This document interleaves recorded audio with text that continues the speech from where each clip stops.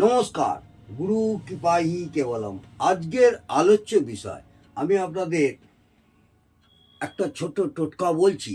যদি কোনো অজ্ঞাত শত্রু বা শয়তান বা শয়তানি হওয়ার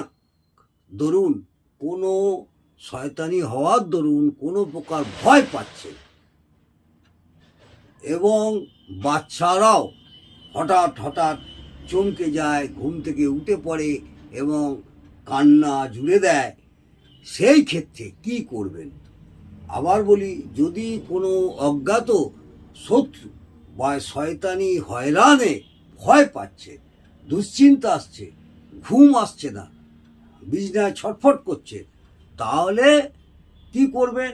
কোনো প্রকার ভয় থেকে এবং বালিশের নিচে এবং এই ভয় থেকে এবং ছোট ছোট বাচ্চাদেরও চমকে ওঠে, সেই ক্ষেত্রে বালিশের নিচে একটা খোলা চাকু, যেটা ছুরি বলি আমরা, খোলা চাকু রেখে শোবেন, বা বিছানার নিচে একটা খোলা চাকু রেখে শোবেন।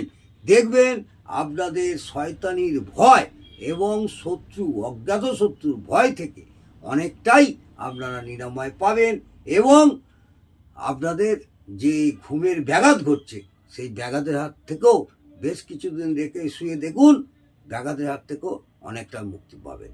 আজকে এই পর্যন্ত। জয় মাতা।